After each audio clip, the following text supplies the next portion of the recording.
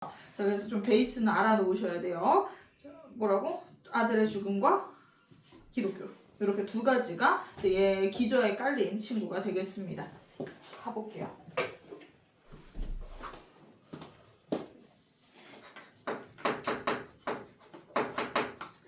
얼마나 슬플까. 자, 아들이 죽었어요. 자, 그리고 슬퍼. 그러니까 뭘 흘리겠어? 눈물을 역시나 흘리게 됩니다. 페이지는 잘 피셨죠? 몇 쪽이니 올림포스 기준? 24쪽. 네, 24쪽입니다.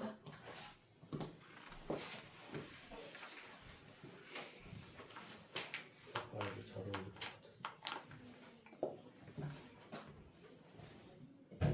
덜어는 옥토에 떨어지는 작은 생명이고죠. 이렇게 이야기를 하는데 이게 약간 이렇게 좀 기도하는 느낌이다 라고 생각하시면 이해가 편할 겁니다. 덜어는 옥토에 떨어지는 작은 생명이고죠. 흠도 티도 금가지 않은 나의 전체는 오직 이뿐. 더욱 값진 것으로 드리려고 할 때 나의 가장 나중지니인 것도 오직 이것뿐. 자, 우리 제목이 뭐야? 눈물이지. 이게 모두 다 눈물에 대한 설명이라고 생각하시면 됩니다. 이 눈물이라는 게 어떤 거냐면 이라고 설명을 하고 우리 이런 눈물을 누구한테 바쳐? 신한테 바치겠다 이렇게 이야기를 합니다. 여러분들 뭐 기독교에서도 그렇고 뭐 사실 다른 종교는 전 모르겠어요. 전 기독교지만 교회를 1년에 한 번 가. 뭐 어쨌든 뭐 그렇지만 뭐 기독교겠죠? 어쨌든 뭐 근데 이제 가면 뭐 이런 게 있죠. 좀 뭐 바친다라는 의미가 좀 있어요. 옛날부터 좀 순수하고 나한테서 가장 가치 있는 것은 뭔가 신에게 드립니다. 뭐 이런 마인드가 좀 있는데 뭐 헌금을 얘기하는 게 아니라 옛날에 뭐 이런 얘기 보면 재물을 바치는 얘기들도 있고 성경에 보면 제일 순수하고 제일 값진 거를 뭔가 신에게 바치는 게 우리 뭔가 이렇게 국룰인데 얘는 지금 신한테 뭘 바치겠다라고 얘기를 하는 거야? 눈물, 나의 이 눈물을 바치겠습니다. 누구를 잃고 흘리는 눈물이겠어? 아들을 잃고 얼마나 슬프겠어? 그 흘리는 눈물을 이제 신에게 바칩니다. 이렇게 얘기를 하죠. 자, 덜어는 옥토에 떨어지는 작은 생명. 이게 모두 다 눈물에 대한 설명입니다. 자, 눈물. 눈물의 특징. 일단 먼저 옥토에 떨어지는 작은 생명의 눈물을 비유하고 있습니다. 눈물이 옥토에 떨어지는 작은 생명이야.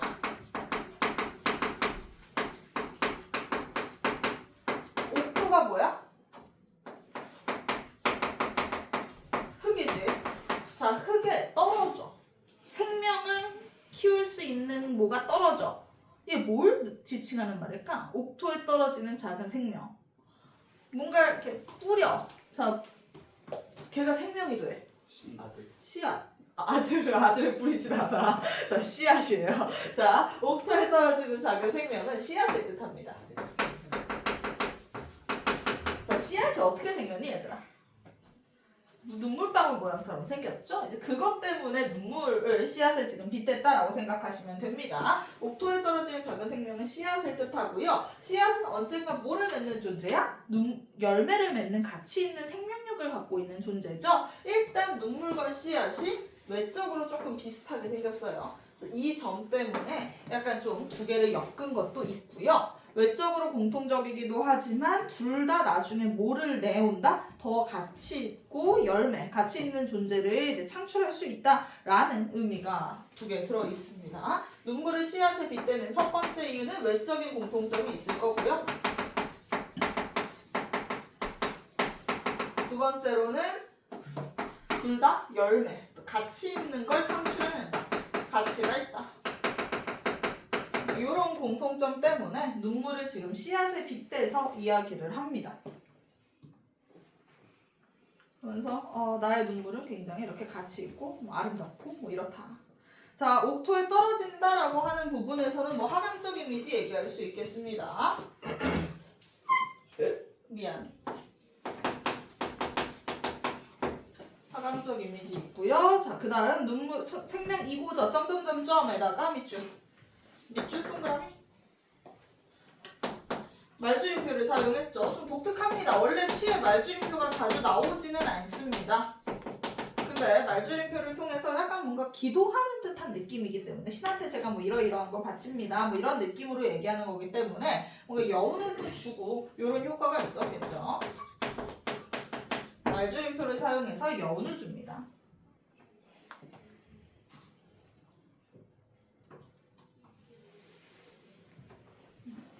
근데 얘들아 요거 좀 너무 많이 가면 애들이 작년 그런 질문을 했어. 씨앗이기 때문에 열매가 자라가고 생명을 만들 수 있는 거 아니냐.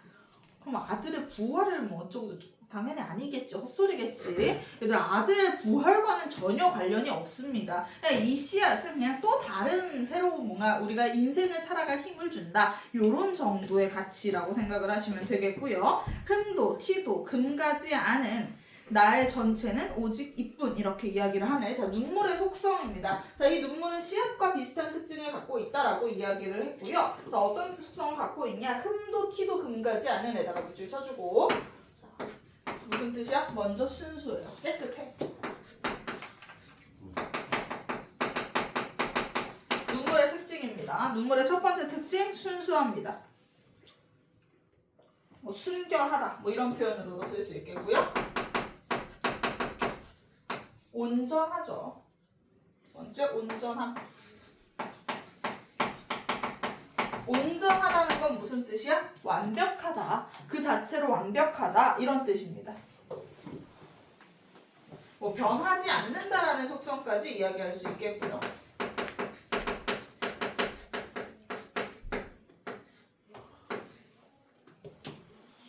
학교에서는 온전함이라는 단어를 쓸 거고 올림포스에서는 변하지 않는다라는 단어를 쓰고 있기 때문에 둘 다 한번 언급을 해볼게요. 그래서 온전함, 그러니까 이게 그 자체로 완벽한 가치고 굉장히 순결하고 순수하다라는 걸 흠도 티도 금가지 않은 게 바로 이 눈물이다라고 얘기를 하죠. 그러면서 나의 전체는 오직 이뿐, 그러니까 눈물이 바로 뭐라는 거야? 온전한 나의 전체다라고 이야기를 하는 거지. 나 자체의 모든 가치가 다 들어가 있는 게 바로 이 나의 눈물이다. 나의 전체래요. 온전함에서 얘기할 수 있는 거겠지. 나의 전체. 자, 그리고 여기도 말투 한번 들어봅시다. 나의 전체는 오직 이뿐. 자, 나의 전체 이꼴 눈물이다. 이렇게 이야기를 하네. 표현법? 내 마음은 호수요. 나의 전체는 눈물이다. 무슨 법일까? 비유법 중에? 은유. 네, 은유법 쓰고 있고요. 그러면서 자, 나의 전체는 오직 이뿐. 여기서도 굉장히 좀 단정적 어조 확인할 수 있습니다.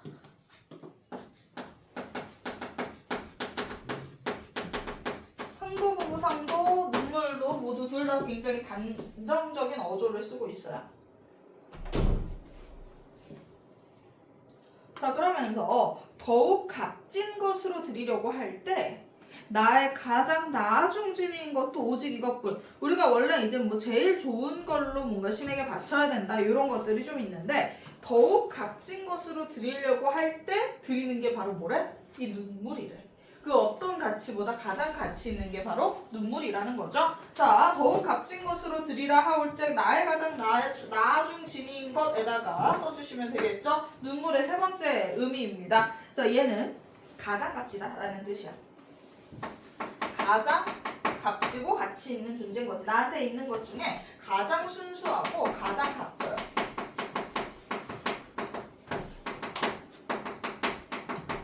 그게 바로 눈물이야. 가장 순수하고 가장 값져. 최고의 가치다라는 거죠. 그러니까 우리가 가장 나중진이인 것도 같은 뜻이라고 생각하시면 됩니다. 그러니까 더욱 제일 이제 내가 아끼고 가장 아끼던 것이 바로 나의 눈물입니다. 라는 뜻이고요.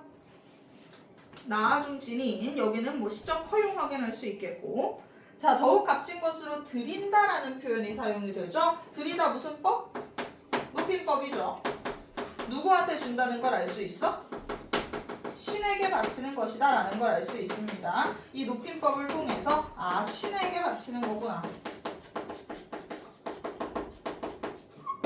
그러니까 높임법을 쓰고 있지. 높임법이 나온다는 게 좀 독특합니다. 뭐 객체 높임도 있고 주체 높임도 있을 거예요. 그 높임의 대상은 모두 다 누구야? 신이 바로 높임의 대상입니다. 그랬을 때 이것뿐. 자, 그러면서 아름다운 나무에, 여기가 이제 좀 어렵고 여기가 또 좀 되게 중요합니다. 아름다운 나무에 꽃이 시듦을 보시고 열매를 맺게 하신 당신은 나의 웃음을 만드신 후에 새로이 나의 눈물을 지어주시다. 이런 표현을 쓰죠. 자, 지금 뭐랑 뭐를 빗대고 있냐면 뭔가 자연의 섭리와 내 아들이 죽고 나서 내가 느끼는 그 감정들을 되게 이렇게 연결해서 인식을 하고 있어요. 자, 아름다운 나무의 꽃이 시듦을 보시고.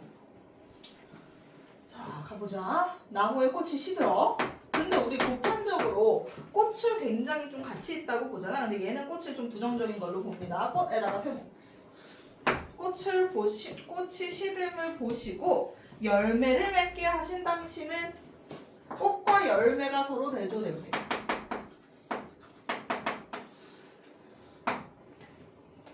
꽃과 열매 중에 뭐가 더 가치 있니? 열매. 열매가 더 가치 있지. 자, 꽃이 먼저 있고 그 다음에 열매가 있어. 우리 꽃을 보면서 뭘 느끼지? 좀 되게 이쁘다 이쁘다 하고 조만간 꽃 피잖아. 벚꽃 피고 막 이런 시즌이죠. 그런 말 있죠. 벚꽃의 꽃말은 뭐다? 중간고사. 그죠? 네, 여러분 머지않았어요. 시험 날짜 얼추 나왔. 아, 내가 추가 공부 학살. 51일 남았어. 51일. 며칠이지? 4월 28일? 그때. 아, 너희는 그럼 5월까지 가겠구나. 5월 초까지 넘어가겠네. 좋네요. 잘해봅시다. 아, 떨려. 기대할게. 이번이 올림포스 마지막이란 말이야. 알지? 너희 해가 마지막이야, 올림포스. 내년부터는 아마 교재 바뀔 거여서 나 이번에 나의 올림포스 명성 끝까지 이어가고 싶어. 내가 한 5년 뽑았거든 지금 올림포스로. 그러니까 너희로 마지막에 피날레를 찬란하게 장식하고 싶다. 운이 좋으시네요. 아, 너희 마지막을 저로 장식하고 있어요. 네, 가보자. 얘들아 다 해줘. 나의 목표? 여기서 한 절반의 1등급 나왔으면 좋겠어. 안 돼, 일단 1등은 한 명은 확정이긴 해. 넘어갑시다. 자, 더 겹친 것으로 드리려고 할 때 이걸 드리겠다 이렇게 얘기하면서 아름다운 나무의 꽃이 시듦을 보시고 열매를 맺게 하신 당신은, 자, 이 당신은 누구겠어? 신이야. 자, 신은 어떤 걸 갖고 있냐면 꽃을 시들게 한 다음에 열매를 맺게 하죠. 자, 꽃은 대체로 우리가 뭔가 삶에서 기쁨을 주는 존재지. 우리 뭐 벚꽃 보면 굉장히 기분이 좋잖아. 그래도 이쁘니까 뭐 이쁜 쓰레기지만 기분이 좋단 말이야. 꽃은 굉장히 기쁨을 느낄 수 있게 해줘. 근데 이 기쁨이 다 지나고 나면 뭐가 와? 열매. 절망? 더 가치 있는 존재가 오게 되는 거겠죠. 절망이 아니라. 네, 그래서 꽃이 시듭을 보시고 열매를 맺게 하신 당신은 그렇기 때문에 완전 나한테 웃음을 줬어. 누굴 줌으로써? 아들 태어나고 얼마나 기뻤겠니? 그러니까 아들이 태어나서 기뻤던 그 웃음 뒤에 아들을 죽게 했으니 슬픔이 찾아왔지. 그래서 새롭게 눈물을 지어주셨다. 뭐 이런 뜻이에요. 약간 좀 종교에 너무 과하게 심취했다 이런 생각은 살짝 들긴 하거든. 그래서 좀 나조차도 거부감이 드는 시이기는 한데 어쨌든 자, 꽃이 시들고 나서 열매가 맺듯 신은 뭐를 주고? 기쁨을 주고 웃음을 준 뒤에 나에게 뭘 줬다? 눈물을 줬다. 이 뜻이거든요. 자연의 섭리처럼 우리가 웃음 뒤에 이렇게 눈물이 찾아온 것이다 이렇게 얘기를 하는데, 근데 이 눈물이라고 하는 게 값지다라는 겁니다. 선생님, 근데 여기서 꽃을 그럼 부정적으로 보는 게 아니라 꽃의 시듬을 부정적으로 보는 거 아니에요? 꽃 자체를 그냥 우리는 여기서 좀 잘 변하는 속성을 갖는 걸로, 물론 꽃 자체가 완전 부정이다, 없어져야 할 것이다 라기보다는 이제 열매보다 훨씬 가치가 떨어지는 존재다 정도의 의미로 받아들이시면 되겠습니다. 자, 꽃의 특성 한번 쭉 적어보도록 할게요. 자, 꽃은요, 꽃과 웃음은요, 삶의 기쁨을 상징하죠. 옆에 그냥 뭐 표로 적어 놓으셔도 됩니다. 우리 꽃과 웃음은 굉장히 행복하잖아. 행복할 때 웃기도 하고 꽃 보면 행복하고 막 이러니까 삶의 기쁨인데, 문제는 뭐야? 굉장히 일시적인 속성을 갖고 있습니다. 꽃 진짜 이쁘지? 이쁜데 며칠간이 그 이쁜 게. 나도 집에 맨날 꽃을 사다 놓거든. 약간 그 사주를 봤는데 뭔가 이렇게 집에 꽃을 놓으면 좋대. 그리고 난 꽃을 좋아하기도 하고 뭐 이래가지고 사주 맹신자거든. 그래서 집에 꽃을 놔. 근데 또 조화를 놓을까 했었다? 근데 조화는 안 된대. 내 생각에 꽃집을 하시는 분일 수도 있어, 그분이. 그래서 꽃시장 활성화를 위해서 나한테 그런 얘기를 하는 게 아닌가 뭐 이런 생각도 하는데, 뭐 어쨌든 생활에 늘 삼아. 장미꽃, 요즘은 또 장미꽃이 예쁜 시즌이어서 핑크색, 주황색 아주 깔깔이 매번 이렇게 사놓고 있는데 비싸거든? 꽃? 뭐 요즘 좀 이쁘게 한다 하면 5만 원이야. 근데 뭐 그 정도는 아니고 그냥 나 이제 봄에 가서 사는데 한 2, 3만 원 정도 사. 그리고 해놓고 일주일 이쁘고 그다음부터 이제 슬슬 말라 비틀어지기 시작해, 애가. 이제 그럼 또 버리고 새 꽃을 사야 돼. 그러니까 이제 그것만 해도 지금 한 달에 꽃값만. 어쨌든 간에 저쨌든 간에. 자, 어쨌든 근데 굉장히 짧단 말이야. 한 끼케야 일주일 예쁘단 말이지, 이 꽃이라는 게. 그러니까 일시적이야. 그리고 어때? 금방 색도 변해버리고. 우리 난 제일 예쁜 꽃이 그 목련? 봄에 보면 흰색 목련 있잖아. 걔가 제일 예쁜데 걔 어떻게 변해? 갈색으로 금방 변해버리죠? 좀 가변적인 속성을 갖고 있어요. 우리 웃음이라고 하는 것도 참 마찬가지죠. 좀 잘 변해요. 내가 행복을 느끼는 포인트들, 막 이런 것들. 내가 저 사람이 참 좋았다가도 금방 싫어지기도 하고, 이런 웃음이라는 것도 좀 가변적인 특성을 갖고 있죠. 그리고 이런 어려운 말로도 표현을 할 겁니다. 현상적이고 외면적이야. 뭔가 웃음은 겉으로 드러내기 위한, 꽃도 그렇고 뭔가 진짜 가치가 있다기보다 외적으로 또 보기에 좋다, 이런 느낌이 들죠. 그래서 현상적이다, 가변적이다, 현상적이다, 외면적이다, 이런 표현으로 설명을 합니다. 이게 바로 꽃과 웃음의 특성이에요. 근데 그러면 눈물은 어떤 특성을 갖고 있겠어? 우리의 열매는? 자, 우리의 열매는요, 어쨌든 삶의 기쁨보다는 삶의 결실에 가깝죠? 열매라고 하는 건 어떤 1년 동안 이 나무가 열심히 해온 것에 대한 결실, 굉장히 가치 있는 존재고요. 이 가치는 어때? 영원해요. 사실 열매도 영원하진 않아. 그런데 이 가치가 영원하다, 이런 뜻입니다. 이 삶의 결실이라는 그 가치는 우리가 뭐 영원하게 남을 것이다, 뭐 이런 의미고요. 그 다음 얘는 가변적이지 않고 쭉 변하지 않는 불변성을 갖고 있는 가치고요. 그리고 현상적이고 외면적이기보다는 궁극적이고 내면적입니다. 이런 단어들과 좀 친해지셔야 돼요. 이런 단어도 선지가 많이 나옵니다. 근데 뭔가 더 좋아 보이는 게 다 눈물과 열매와 관련된 단어다라고 생각하면 되겠습니다. 열매와 눈물은 영원하게 지속되는 그런 내면적인 가치고요. 궁극적이고 또 불변하는 가치다. 그만큼 눈물은 가치다. 근데 자, 궁극은 뭐야? 뭐가 먼저 온다는 거야? 꽃이 선행하고 열매가 후행하는 것처럼 우리는 웃음이 지나고 나면 진짜 진정한 가치인 눈물이 찾아오기 마련이다라는 겁니다. 자, 꽃이 늘 뭐해? 선행하고 열매가 후행해요. 순서는 늘 이렇다는 거야. 우리가 좀 얕은 가치를 먼저 겪고 나면 그 다음에 진정한 가치를 겪게 된다라는 거야. 너희도 뭐 그렇죠. 인생이라는 게 이제 뭐 요번에 뭐 이렇게 뭐 좀 어느 얕은 한번 행복 좀 느껴보고 뭐 이러면 그 다음에 이제 진정한 성숙을 하게 되면서 진정한 시련, 진정한 고통, 그로 인한 뭐 내적 성숙 막 이런 걸 이루어낸단 말이야. 근데 그 얘기를 하는 거죠. 우리가 뭔가 삶의 기쁨 이런 걸 좀 느끼고 나면 그 다음에 또 진정한 결실을 느낄 수 있게 신이 만들어주는 것처럼 그렇다. 웃음을 겪고 나면 이런 간단 작은 기쁨들을 겪고 나면 그제서야 우리가 진정한 슬픔이라는 가치를 더 느낄 수 있다. 연애도 비슷한 느낌이죠? 여러분들 연애하면 행복하거든? 자, 웃음을 잠깐 느껴. 그리고 나면 뭐해? 슬픔이 찾아와. 그리고 이 슬픔을 느끼면 극복하고 뭐 이러면서 내적 성숙 이루고 이제 멋있는 사람이 되는 거란 말이야. 이제 요런 게 바로 뭐가 되는 거야? 이제 우리 인생의 자연의 섭리이자 신의 섭리다라는 겁니다. 자, 이렇게 하는 게 바로 당신이 하는 일이래요. 자, 당신은 종교적 절대자를 의미합니다.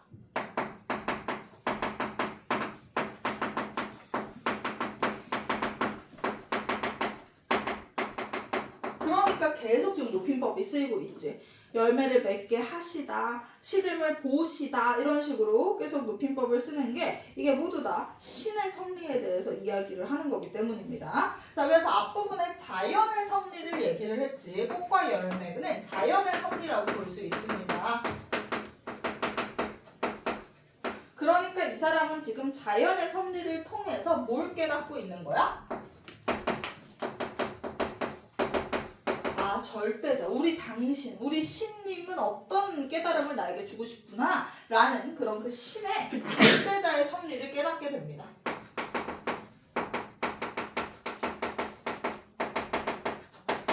이 시는 좀 어려운 시 중에 하나예요. 자연의 섭리. 이렇게 열매 지난 꽃이 되면 그 다음에 진짜 진정한 가치가 오는구나라는 자연의 가치를 통해서 그래, 나도 이런 짧은 웃음 뒤에 진정한 가치인 눈물을 가질 수 있었구나 라는 걸 깨달음을 얻게 되는 거죠. 그래서 자연사랑 인간사를 뭔가 대응시킨 겁니다.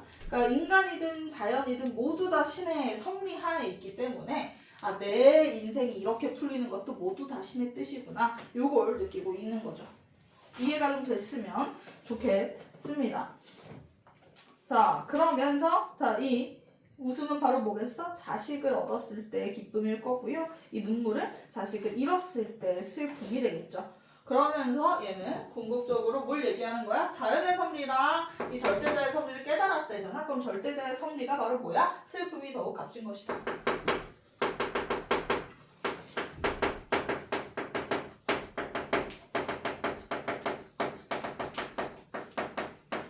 슬픔이 바로 삶의 결실이다.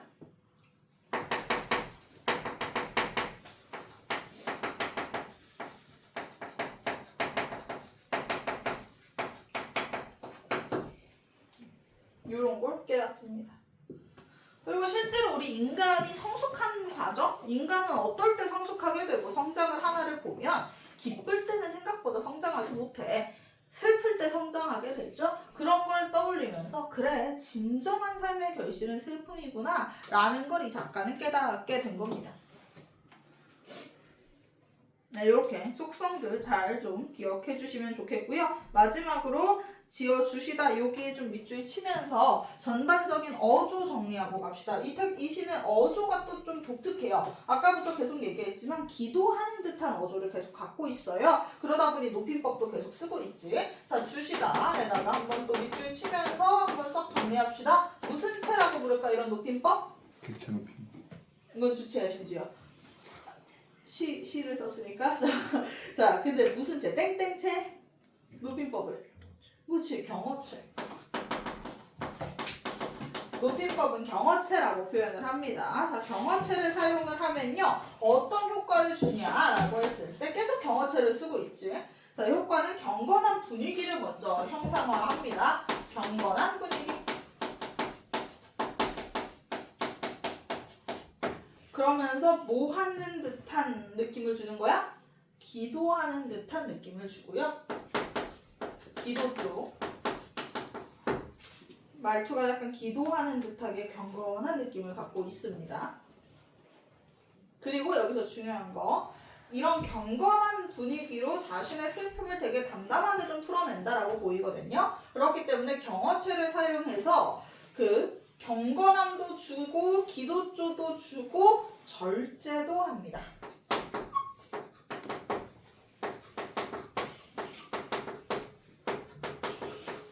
네, 감정 절제까지. 아들을 죽었을 때 그 슬픔을 지금 보면 알겠지만 되게 빵 터트린다고 보이지는 않죠. 아, 슬퍼 진짜. 아, 죽고 싶어. 이런 스타일이 아니라 담담하게 하나님 이렇게 해주셔서 감사합니다. 이런 식의 느낌으로 풀어내고 있기 때문에 당연히 슬프겠지. 이 슬픔을 굉장히 절제하면서 얘기를 하고 있습니다. 그래서 감정 절제까지 확인 가능해요. 근데 여기서 중요한 건요. 우리 대체로 이런 내용의 시들 보면 슬픔을 극복했다. 이런 선지들 많이 나오잖아. 여기서는 슬픔을 극복했다고 보기엔 어렵습니다. 왜?